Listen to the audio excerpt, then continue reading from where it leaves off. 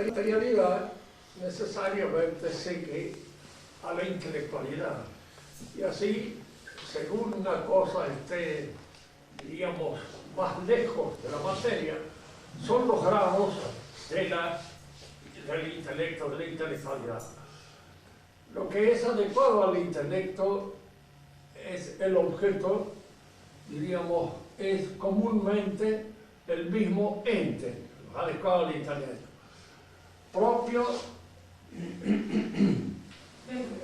mero intellectus humanum, oyendo el verdadero objeto propio del intelecto humano es el ente despojado de la materia, dice, y entonces aparece este movimiento por el cual la inteligencia despoja de la materialidad y de lo que podríamos llamar la estructura inteligible del ente.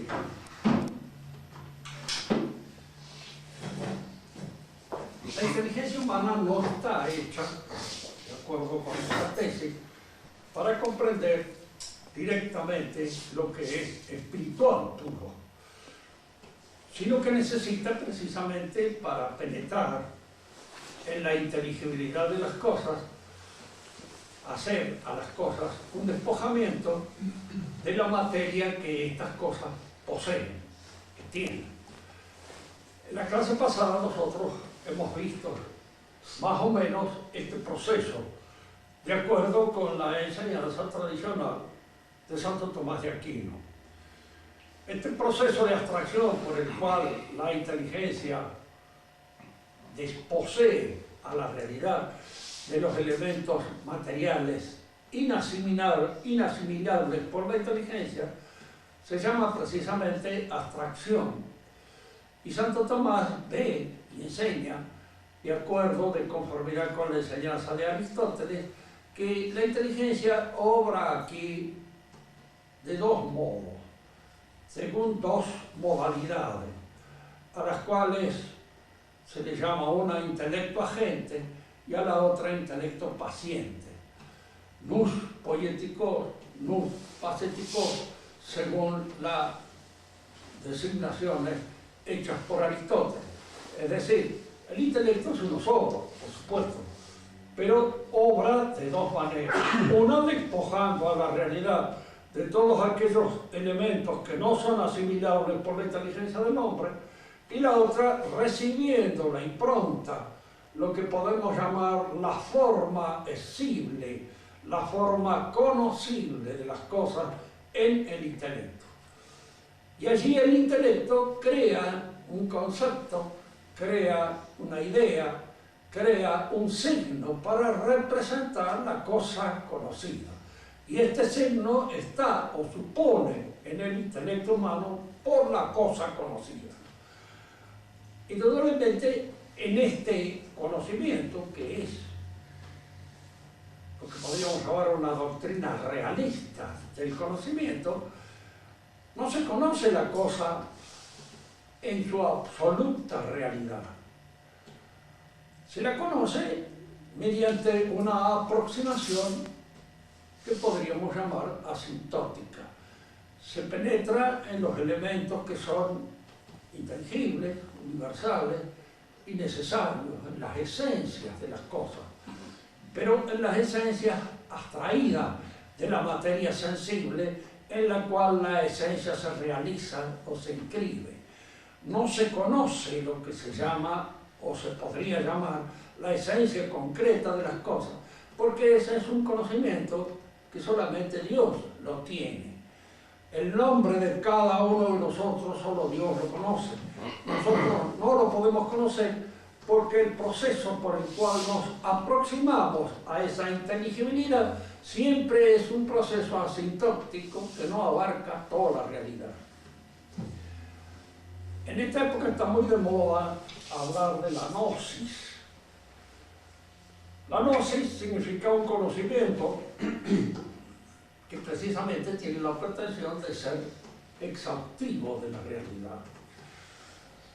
El padre Mendel ha hecho un estudio muy interesante en la cábala al progresismo, en donde él enseña cómo la gnosis se perpetúa en casi toda la filosofía moderna.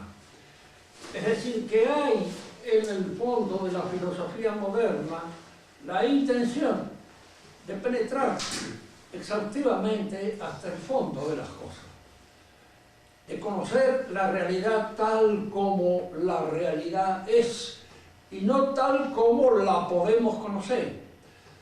Ese ha sido el objeto, ha sido el propósito ya desde Descartes de todo este pensamiento moderno que, diríamos, toma esta decisión a la que se le ha dado el nombre de inmanentismo, del cual vamos a explicar brevemente cuáles son sus elementos esenciales. El pensamiento moderno nace con Descartes. Es en él donde aparece, diríamos, por primera vez, esta intención de reducir la realidad al pensamiento del hombre y a dar del conocimiento como si el conocimiento poseyera un saber exhaustivo de la realidad. Todo lo que podemos saber de la realidad es lo que está en nuestro conocimiento. La aventura de Descartes es un poco larga, trataremos de resumirla en esta oportunidad para que tengamos más o menos idea de lo que él intentó hacer y de lo que posteriormente trataron de hacer sus seguidores para corregir algunas de las dificultades, de las aporías que nacían del pensamiento mismo de Descartes. Para tomar el punto de partida cartesiano, diríamos que él inicia su meditación metafísica haciendo en cuenta de que lo que se ha dicho hasta ahora acerca de la realidad no lo vamos a tener en cuenta. Para partir de un pensamiento, diríamos así, que no tenga contradicciones en sí mismo. Un punto de partida claro es fundamental para una comprensión clara y exhaustiva de la realidad. Dudamos de todo aquello que conocemos a través de los sentidos, porque los sentidos muchas veces nos han engañado. Y como los sentidos nos han engañado muchas veces, podemos dudar de aquellos que aparecen de inmediato como evidencias de los sentidos. Para tener una idea clara de esto, ilustración concreta, yo los veo a ustedes. Están frente a mí en contacto a través del sentido de la vista. Y esta visión que tengo de ustedes se me aparece a mí como una evidencia inmediata. Una evidencia que se me impone, ustedes están allí. Independientemente de que yo lo quiera o no, podrían muchos de ustedes, yo desear que estuvieran lejos o desear que no estuvieran, pero de cualquier modo están y se aparecen frente a esta consideración. Descartes empieza por dudar de estas evidencias sensibles. Dudar es pensar. Yo puedo dudar de que las cosas que efectivamente veo como realmente existentes existan, porque en alguna oportunidad él pone como ejemplo a veces el sueño. Soñando he creído estar en la realidad y en realidad estaba soñando. A veces he creído ver una laguna a la distancia y era un espejismo, un reflejo del sol. Luego los sentidos no son excelentes, diríamos, testimonios de lo que yo realmente puedo captar del universo. Lo separo, pero no puedo separar el hecho de que estoy pensando, porque dudar es pensar, y desde el momento en que dudo, pienso. Ese es el punto de partida que Descartes va a tomar como un punto de partida irrefutable. Puedo dudar de todo menos que dudo porque estoy dudando. Y si estoy dudando, este pensamiento, que es la duda frente a la realidad, es un pensamiento verdadero, auténtico. Ahora viene un aspecto, porque a partir de ese punto de partida, que es un punto de partida innegable, Descartes va a tratar de demostrar, a partir de ese punto, de ese, digamos, principio, que las cosas que están afuera de mí efectivamente existen.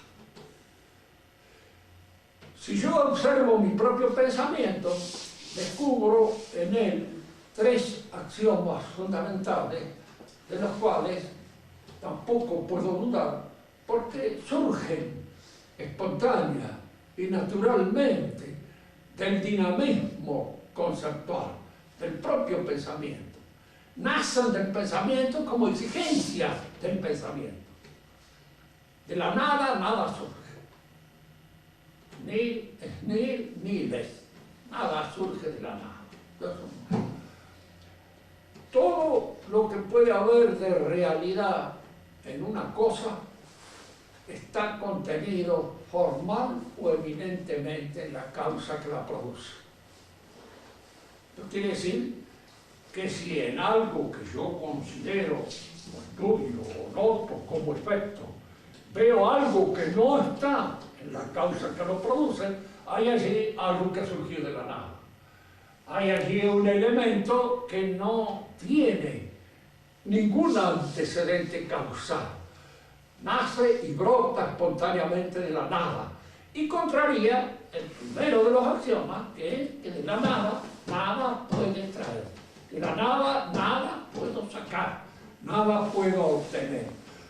Entonces, lógicamente, todo lo que está en un efecto tiene que estar formalmente, de la misma manera, en la causa que lo produce, o eminentemente, es decir, que la causa puede ser superior al efecto que produce, pero no inferior. Este es un axioma fundamental. Si yo tengo en cuenta estos dos axiomas, y los aplico a aquellos que observo o que veo, me doy cuenta de que en mi observación de las cosas, ustedes están acá, presentes, frente a mi percepción sencilla. Y yo observo que en ese hecho, en ese efecto producido en mi percepción, ustedes son independientes de mi percepción. Se me imponen desde afuera. Ese es un contenido que está en la apreciación del hecho. Es decir, yo los observo a ustedes y observo al mismo tiempo que ustedes están existiendo independientemente de mi mente. Si esto es así, aplico los dos axiomas anteriores, llegaré a una consideración de hecho. O bien, ustedes aparecen como existiendo independientemente de mi entendimiento, porque existen independientemente de mi entendimiento, o hay un genio maligno que me hace creer que ustedes existen y ustedes no existen.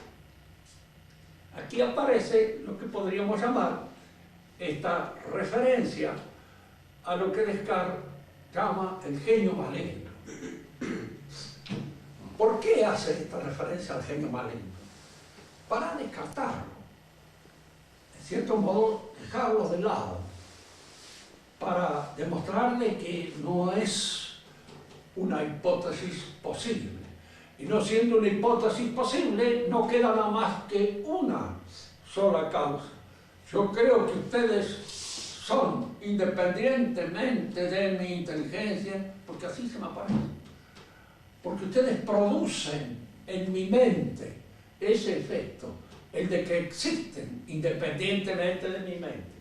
Y entonces, si ustedes existen independientemente de mi mente, puedo yo decir que ha demostrado de que la existencia extramental de las cosas está fundada en una argumentación y en un razonamiento perfecto, llevado con toda claridad aparte de la idea de la duda universal.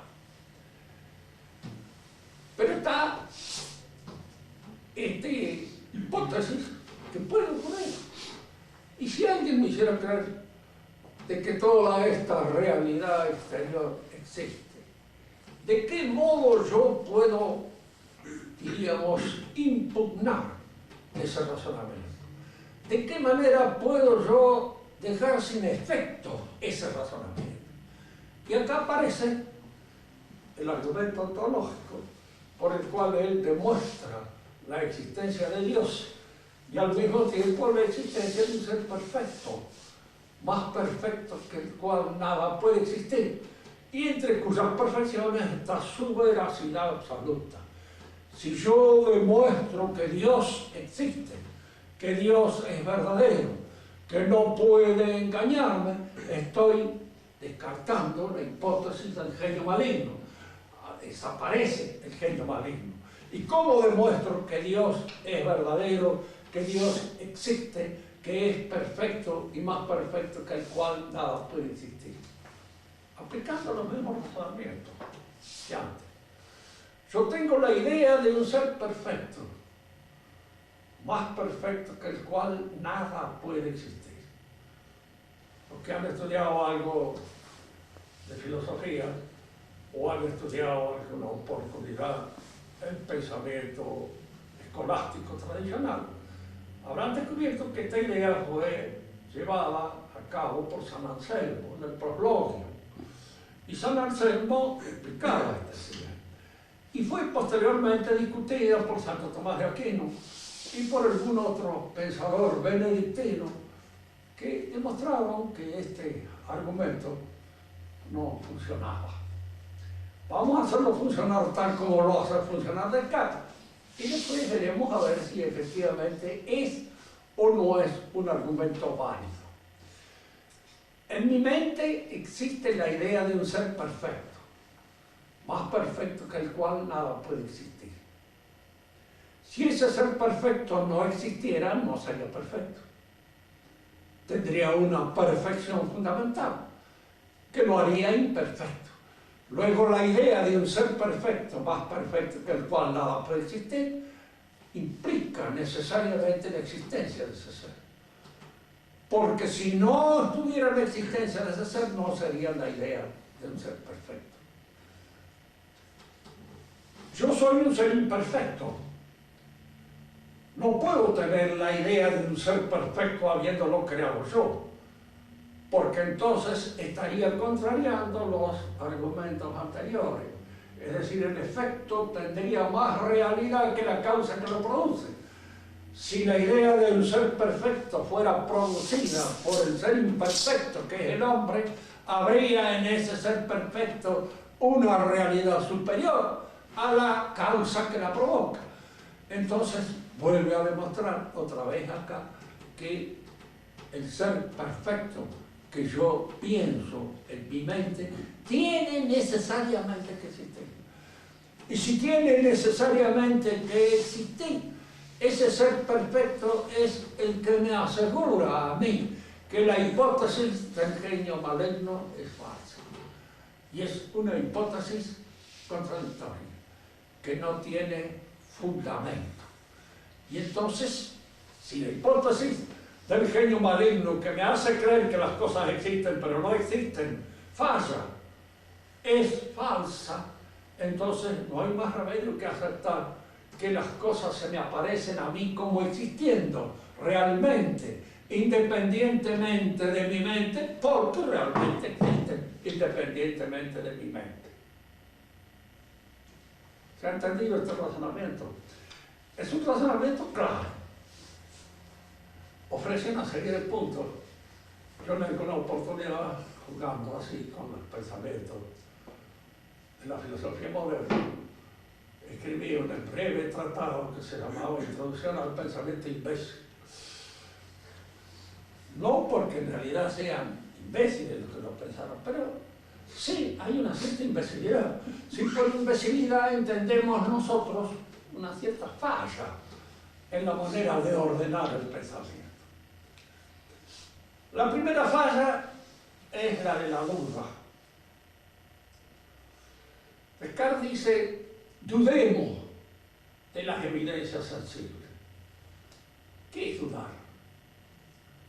Dudar es no tener la evidencia de una realidad. Esa es la duda. Yo efectivamente puedo no tener la evidencia de que ustedes están aquí frente a mí,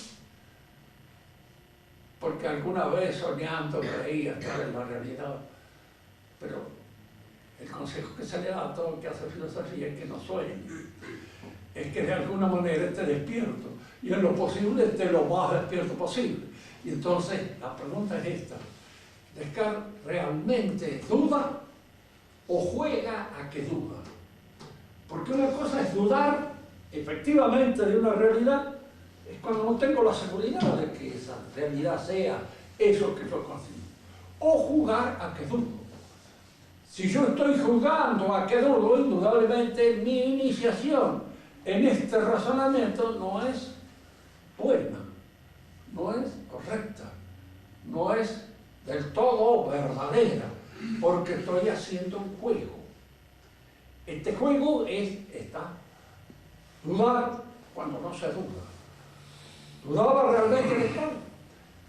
Cuando nosotros vemos que hay errores de los sentidos, en realidad Santo Tomás había hecho un buen examen de estos errores de los sentidos.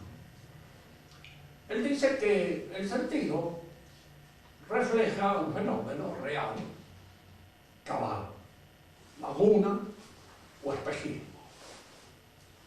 La laguna o el espejismo son dos fenómenos que de alguna manera pueden en ciertos momentos confundirse. Pero la confusión no es del sentido. La confusión es del judicium sensum, es decir, del juicio que yo pronuncio cuando percibo. Si yo digo que lo estoy viendo a barrio, pues indudablemente eso es un juicio del sentido. Yo estoy viendo una realidad que está allí, pero yo pronuncio, juzgo que es barrio. Es ahí donde puedo equivocarme, en el juicio del sentido, pero no en la percepción que la recibo en la medida en que estoy sano de una manera correcta. Es decir, veo una persona, la puedo confundir con otra, pero en esa confusión con otra no es el sentido el que se equivoca, sino mi juicio del sentido. Es un judicium sensum. Es, diríamos, la aplicación de la cogitativa a la percepción real y concreta de una cosa. De manera que Descartes, cuando nos invitó a nosotros a hacer tabla rasa de todo lo que habíamos conocido, indudablemente hizo tabla rasa de todo lo que habíamos conocido. Y se olvidó de estudiar una serie de cosas que ya habían sido consideradas con anterioridad, con bastante detenimiento, y se había llegado a la conclusión de que no era así. No hay error de los sentidos, hay error del juicio. Y entonces lo que se equivoca es el entendimiento, lo que se equivoca es el pensamiento. Cuando yo digo que aquello es una laguna y lo que estoy viendo es un espejismo, el sentido no hace nada más que percibir un fenómeno físico al cual yo le atribuyo una noción diferente a la que efectivamente tiene. Primor, error. El segundo es la noción misma de Dios. Yo puedo tener la idea de un ser perfecto, más perfecto que el cual nada puede existir. ¿Por qué? Porque es una idea que está en el orden del intelecto. Diríamos, del orden del conocimiento al orden de la existencia, no vale la consecuencia. Indudablemente yo no puedo pensar en un ser perfecto, más perfecto que el cual nada puede existir, sin pensar que existe, ¿cierto? Pero todo esto sucede como una exigencia lógica, sucede en el orden del entendimiento. No puedo pensar en un ser perfecto, pero una cosa es que no puedo pensar y otra cosa es que independientemente de mi pensamiento exista o no exista. Descartes dice que yo no puedo tener, siendo un ser imperfecto, la idea de un ser perfecto, más perfecto que el cual nada puede existir. Esa idea que yo tengo de un ser perfecto, ¿es perfecta? ¿O es una idea imperfecta? Fíjense que si alguna idea imperfecta tenemos, es la idea de Dios. Sobre Dios no tenemos nunca una idea perfecta. Si tuviéramos una idea perfecta de lo que es Dios, seríamos la segunda persona de la Santísima Trinidad. Porque es en ella donde se da la idea perfecta de lo que es Dios. Es decir, la idea con existencia cabal y completa. Nosotros tenemos una idea imperfecta de lo que es Dios. De manera que esa idea de un ser perfecto, siendo en sí misma imperfecta, no contradice los principios de los cuales Descartes parte, porque es una idea provocada precisamente por un ser imperfecto que soy yo y que tiene todas las imperfecciones de mi manera de conocer. No tengo la idea de un ser perfecto. Y si el argumento ontológico se desmorona como consecuencia precisamente de esta crítica que nosotros hacemos y que fue hecha en su debida oportunidad en más de una ocasión, se cae todo el argumento de Descartes, viene abajo. No puede tomarse como punto de partida una duda, porque la duda no es auténtica, no es cabal. No dudo de que las cosas existan. La evidencia sensible no puede ser puesta en duda. ¿Por qué? Porque si es puesta en duda, yo no estoy en mi cabal. Estoy fuera de mi cabal. Estoy en una posición o falsa, jugando a que dudo y no dudo realmente, o realmente no estoy enfermo mentalmente. Y estoy dudando de una realidad que se me impone. Y yo no puedo desdeñar una evidencia inmediata para favorecer otra evidencia que aparentemente sería más evidente que la primera. Piensen ustedes que una evidencia es en sí mismo evidente o no lo es. Y si es evidente, no es más ni es menos evidente que otra. Es una evidencia y se acabó el problema. Y la evidencia es aquello que en alguna medida se me aparece como indiscutible. Y si la discuto, estoy yo entrando en un terreno de artilugios conceptuales que no es el camino recto que debo seguir para comprender una realidad. Descartes falló. A él le va a suceder Kant. Y Kant en alguna manera va a tratar de subsanar los problemas planteados por Descartes. Y este subsanamiento de Kant, vamos también a tratar de explicarlo. Yo algunos dicen, bueno, es muy fácil y quiero hablar Kant en un ratito. Pero sucede esto, que en realidad el razonamiento puede reducirse a una cosa relativamente corta, porque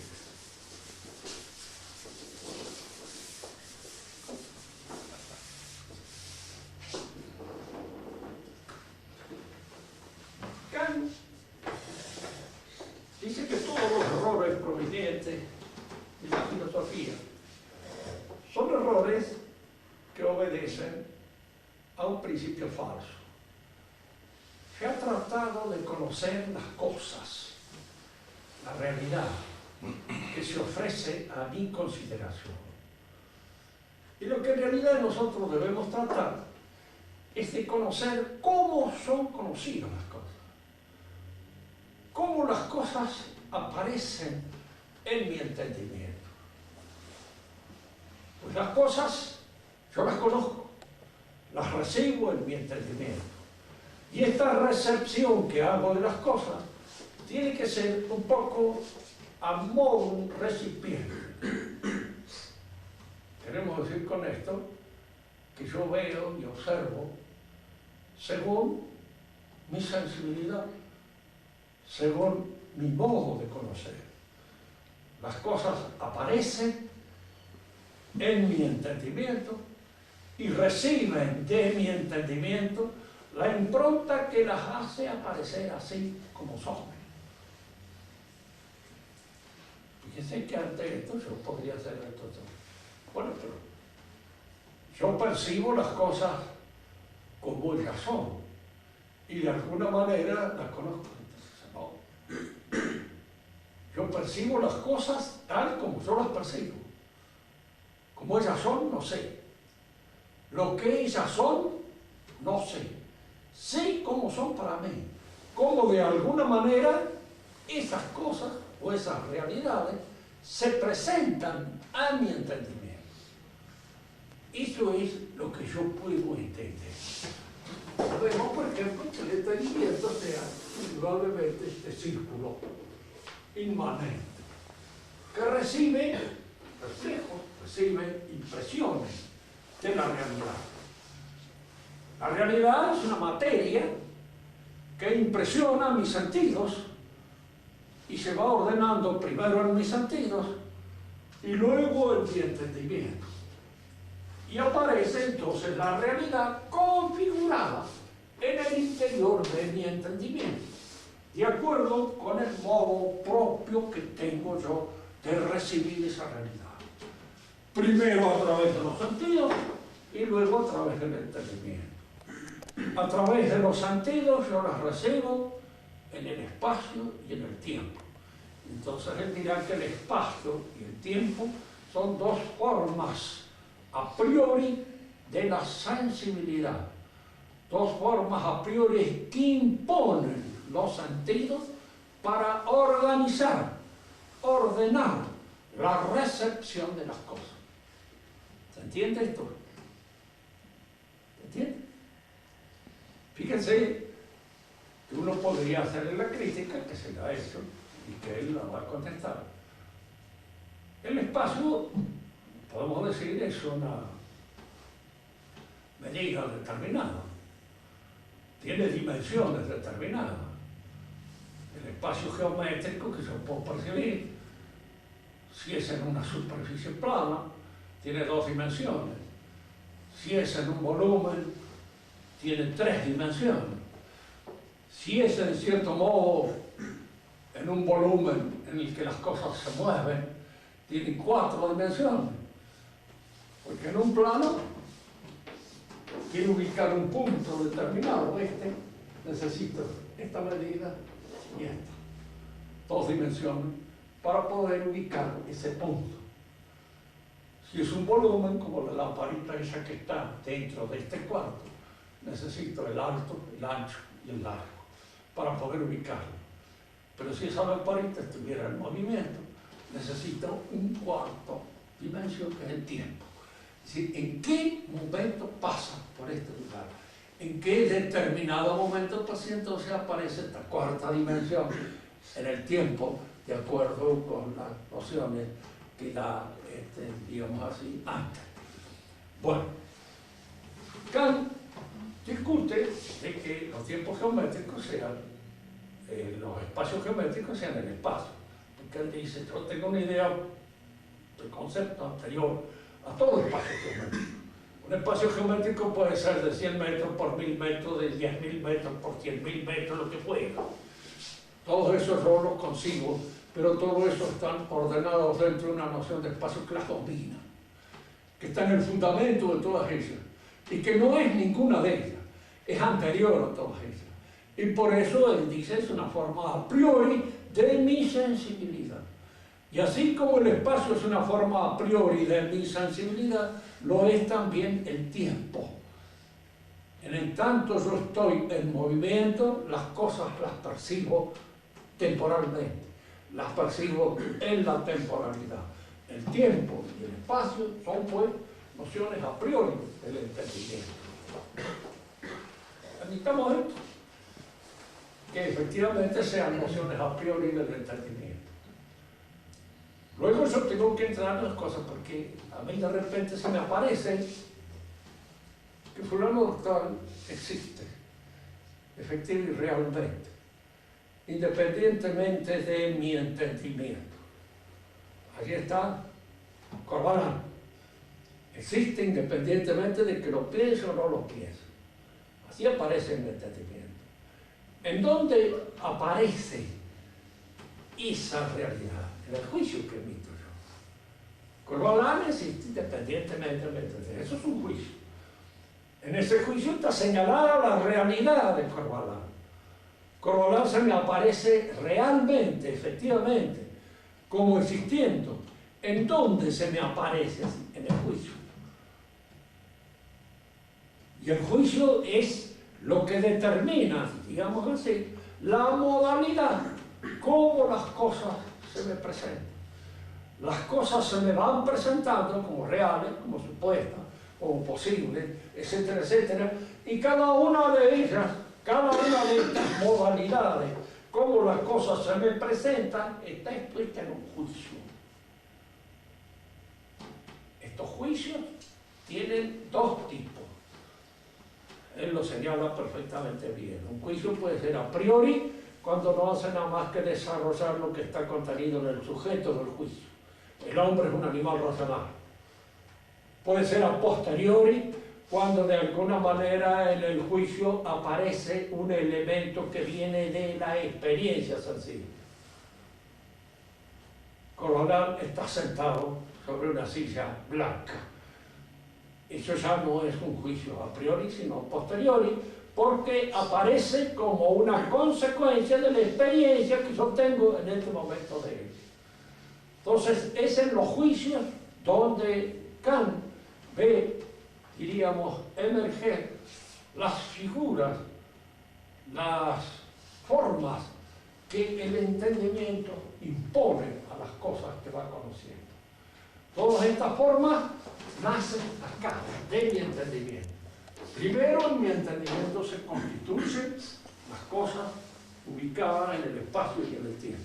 Posteriormente aparecen como reales, como posibles, como semejantes, como no semejantes, como con todos los elementos que constituyen. Todo esto se realiza en la interioridad de mi entendimiento, que percibe así los fenómenos de la realidad, es decir, las apariencias de la realidad, lo que la cosa es, independientemente de que yo la observe o no la observe. Para Kant es no desconocido, no sé qué es. Sé cómo es cuando entra en mi entendimiento, pero esto yo sé que existe independientemente de mi entendimiento. Sí, así lo dice mi entendimiento. En el entendimiento está, diríamos, la constatación de que las cosas existen independientemente del entendimiento. Pero pueden existir independientemente del entendimiento. Sí, mi entendimiento me dice que sí, que pueden existir independientemente de mi entendimiento. Todo eso se da en el entendimiento siempre. Y sáquenlo de ahí. Fíjense que ha habido algunos intentos por parte de neoscolásticos. Montaigne, el padre Castellani hizo un trabajo, tradujo una obra también de un sacerdote jesuita francés, que había querido demostrarle que, en fin, Descartes tenía una intención realista y de que en el fondo se podía, a partir de los puntos de vista de Descartes, encontrarse con la realidad de las cosas.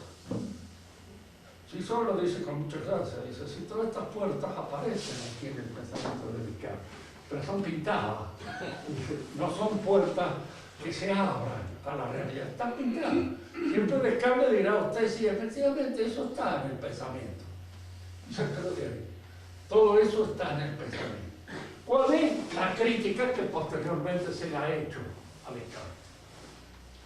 En primer lugar, que si efectivamente todas las cosas son tal como nosotros las percibimos y tal como se configuran en nuestro entendimiento, ¿cómo se explica el error de las cosas?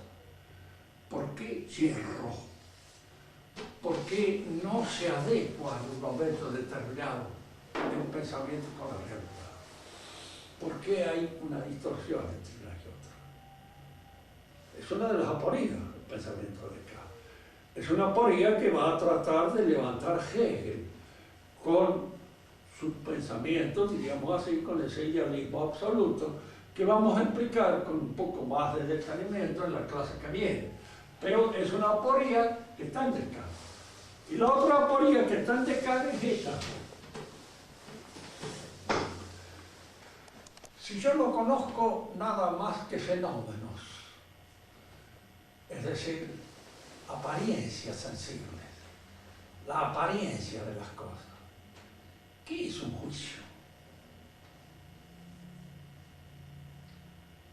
Pregunta. ¿Es una apariencia, es un fenómeno? Si es una apariencia, es un fenómeno, el juicio es una proposición gramatical. Es decir, el juicio es lenguaje, y nada más que lenguaje. Entonces yo lo único que conozco es el lenguaje. Y en alguna medida todo el saber de la filosofía se tendrá que limitar al estudio, al conocimiento exhaustivo del lenguaje. Wittgenstein. Y los últimos, diríamos, neomodernistas, o últimas cosas modernas, que de alguna manera tratan de analizar el pensamiento de Kant y llevarlo a sus últimas consecuencias.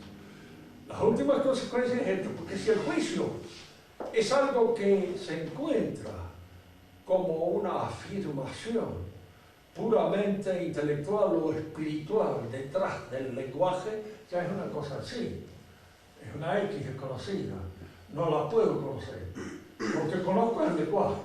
Si lo que conozco son fenómenos, lo que entra y de alguna manera se manifiesta en mi entendimiento a través de mi percepción sensible de las cosas es la ley. Es una proposición gramatical.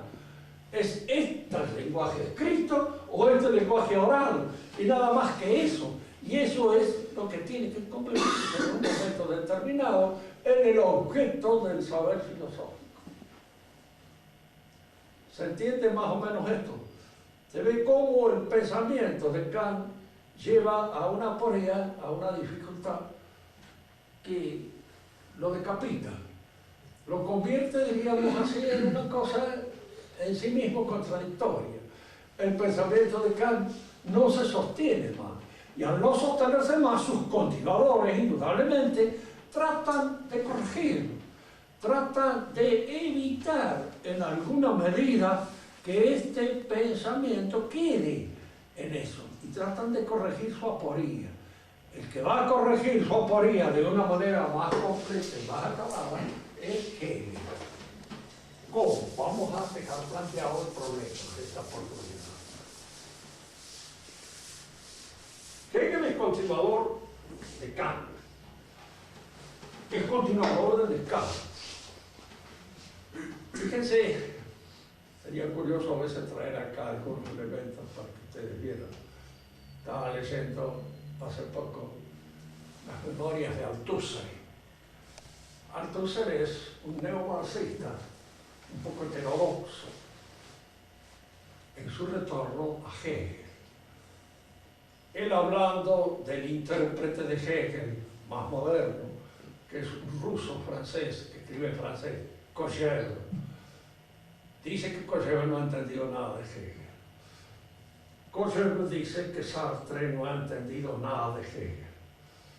Sartre dice que Althusser no ha entendido nada de Hegel. Es decir, cada uno de los intérpretes de Hegel asegura que los demás no han logrado interpretarlo nunca jamás en su vida. Yo el último gran intérprete superinteligente que he conocido es el padre Sepich, que creía haberlo entendido. De manera tal de que yo quiero poner esta pequeña reflexión sobre Hegel dentro de los modestos límites en que puede ponerse alguien que indudablemente no ha tenido ningún interés en entender lo que soy yo, de manera tal de que si los que han tenido interés en entenderlo no lo han entendido, ustedes sacan la conclusión que les parezca más aproximada respecto a la comprensión que puedo tener yo de lo que es el pensamiento de Hegel. De cualquier manera lo he leído, no en su lengua original, como dicen que hay que leerlo, correspondiente, no sé alemán, pero lo he leído en francés, lo he leído en italiano, lo he leído en inglés. Y con aproximadores que supongo yo de que han aprendido bien la lengua alemana y que a mí me hubiera costado bastante llegar a traducirlo mejor que ellos. Así que me he ahorrado el trabajo de entender la lengua y traducirlo mejor de lo que pueden haber traducido ellos. Pero mi comprensión del problema es una comprensión hecha a ojo de buen cubero y en alguna medida hecha por un criterio tomista. Hegel parte de este hecho. Esta es la realidad, lo real. Este es el hombre. Dice que el hombre hay que entenderlo colectivamente, socialmente. El hombre no es un individuo aislado, es un ser que actúa en comunidad con otros.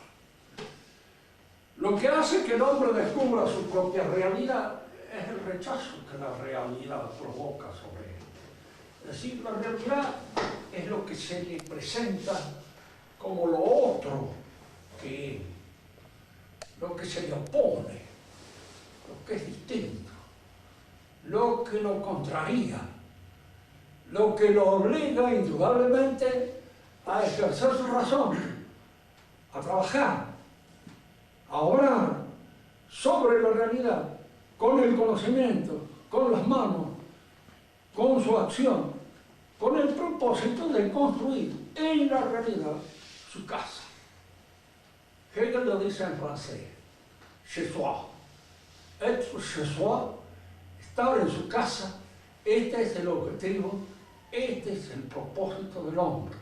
Y como este es el propósito del hombre, el hombre trata de obrar sobre la realidad, por medio del conocimiento en primer lugar, y por medio de la acción, y a la vez una acción que se va realizando de mancomun entre todos los hombres, porque el hombre es social.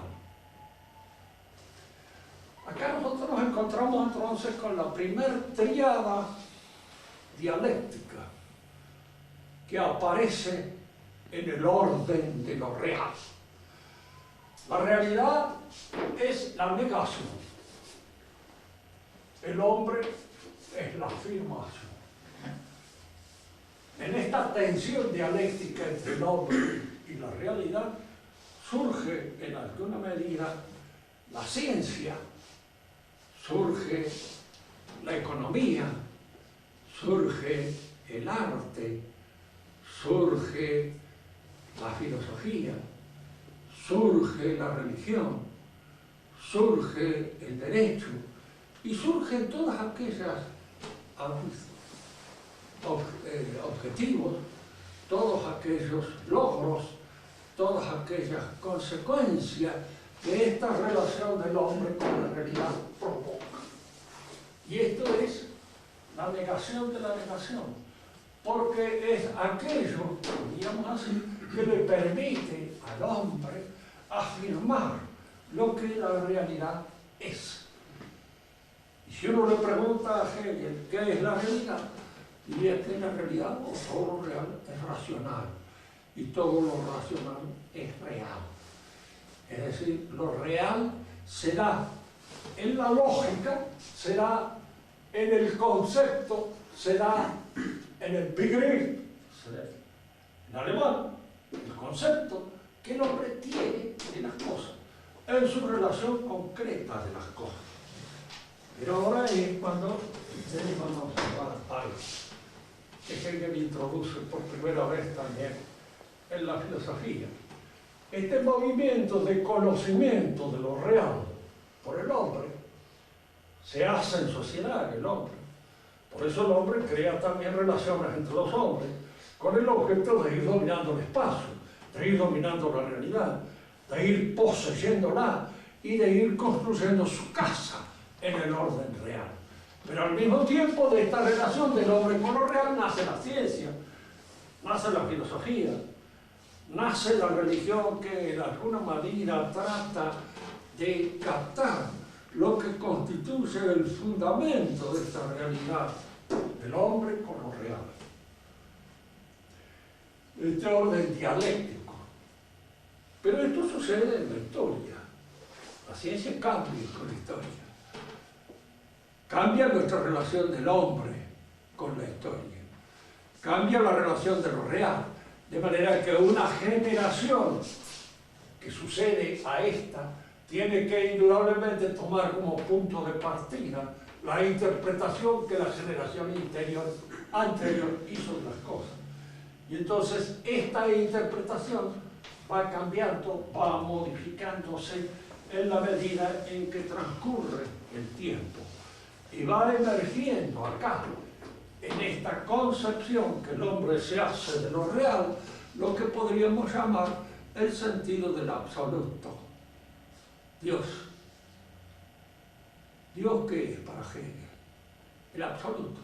¿Y el absoluto qué es? El conocimiento total, cabal, completo de la realidad. Lo que emerge acá.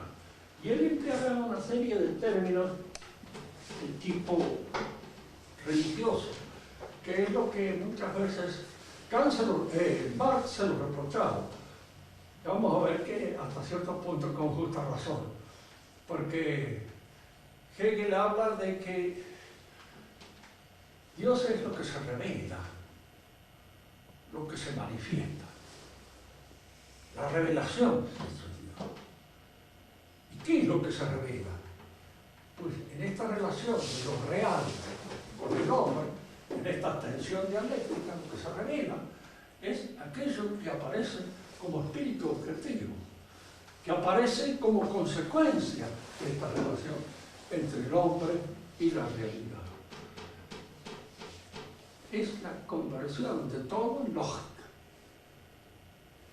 O lógico, acá no hay distinción entre lógico y ontológico, no hay distinción entre lo real y lo lógico absorbe absolutamente todo lo real.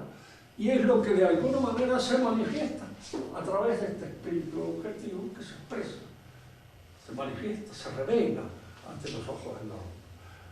Hay algunos pensamientos de Hegel, de su juventud, en la época en que estudiaba en un seminario de Turinga, en donde él da una interpretación de lo que es Jesús, que ya empieza a dar la interpretación que de alguna manera va a favorecer el desarrollo posterior de su filosofía. Jesús es el hombre que descubre que el hombre es el Hijo de Dios. Y que de alguna manera es el que descubre que, diríamos así, en esta tensión del hombre con lo real, Dios se manifiesta como Padre, Dios es lo que se revela, Dios es lo que se expresa. Y el hombre es la filiación inmediata de eso que se expresa, es el hijo de eso que se expresa. Diríamos, hay acá una intención bastante audaz, bastante grande, en lo que nosotros podemos colegir con respecto a la filosofía de Hegel. En la clase que viene la vamos a retomar y la vamos, diríamos, a explicar de una manera un poco más explícita, con el objeto de dar una idea de lo que esto es. ¿Con qué es el propósito nuestro en esto? Es hacer ver siempre esto.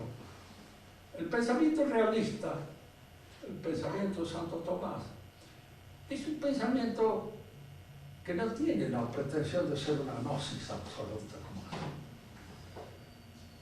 No pretende tener un conocimiento exhaustivo, acabado, o sea, de todo lo que es.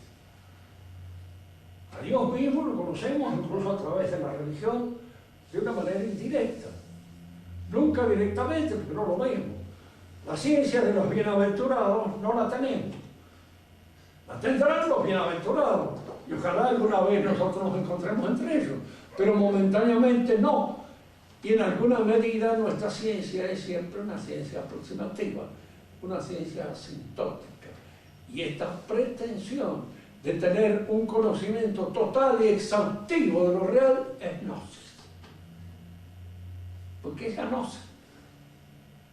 Para Hegel, ¿cuándo termina la filosofía? Con su sistema. Y para Kant, ¿cuándo? Para Marx, ¿cuándo termina la filosofía? Con el sistema de Hegel. Él dice, con Hegel se acabó la filosofía. Se dio la interpretación del universo total, completa. Ahora el universo hay que cambiar. Y eso es lo que Hegel no ha hecho, porque Hegel es fundamentalmente un profesor, es Herr Professor, profesor de filosofía, que debe ser reemplazado ahora por el conductor genial, por el hombre capaz de conducir la revolución y efectuar efectivamente, realmente, ese cambio producido en la cosa. Ahora lo vamos a examinar en la clase que viene con un poco más de detenimiento. Y esta pretensión mía de presentar el pensamiento de Hegel de una manera tan diminuta, tan simplista, no importa, porque el día que ustedes se propongan estudiarlo van a ver que es absolutamente casi imposible penetrar en la mayor parte de sus pensamientos, en los logogrifos. ¿Alguna preguntita? ¿Cuál es la bondad del cambio que proponen? ¿Quién es? ¿Marx? Hegel. Hegel. Él dice que hay que cambiar la realidad, ¿no? O dijo Marx.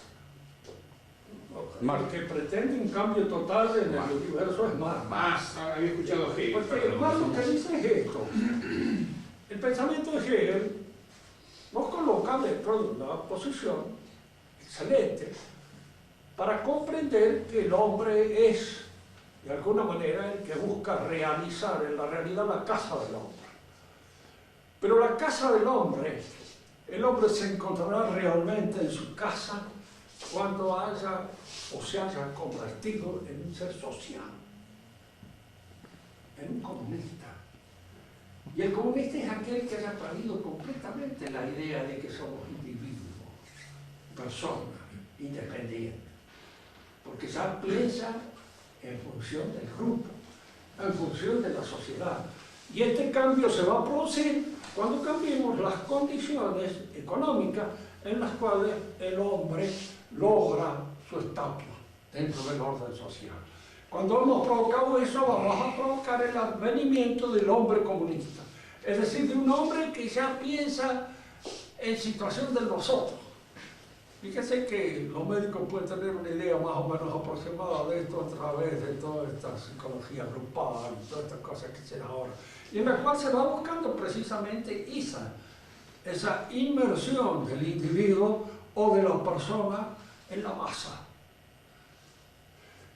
¿Se puede lograr eso? Yo creo que no. Y que esa es la parte utópica del pensamiento de Marx, y es con el que tropieza el pensamiento de Marx. Es decir, en Marx hay un utopismo fundamental, que es ese cambio en el hombre no se produce.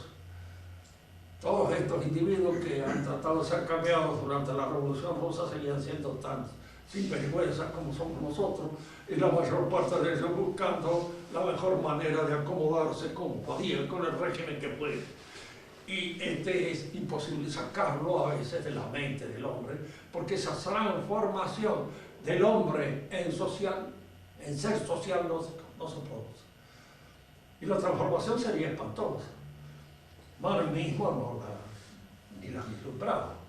Él era un burgués completo en toda la extensión de la palabra. Incluso lo era no solamente por su educación, la clase social a la que pertenecía, sino los gustos que tenía. Así que no creo que hubiera sido eso un ideal muy grande de él, pero él veía eso como posibilidad. Total, lo que tendría que aguantárselo serían otros. Profesor, eso que usted comentaba de Marx con respecto a que vio la necesidad frente al Herr Professor Hegel del actor, digamos del hombre de acción, eso ya lo previó el mismo Hegel, la figura de Napoleón mediante. Sí, Hegel lo ve, ¿sí? Y en la figura de Napoleón precisamente. Pero es Marx el que va a sacar las consecuencias de esta lógica que se encuentra en algún modo implícita en el pensamiento de Hegel. Pero Hegel no ha extraído las consecuencias todas de esa lógica. Él ve en Napoleón el hombre, el hacedor. Y Marx lo ve también. El que lo va a ver en él mismo va a ser Lenin o Stalin, porque ellos se consideran de alguna manera filósofos y al mismo tiempo conductores del pueblo.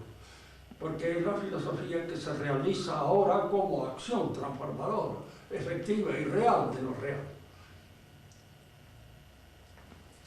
Esto es la posmodernidad. Y la posmodernidad termina en estos pensadores.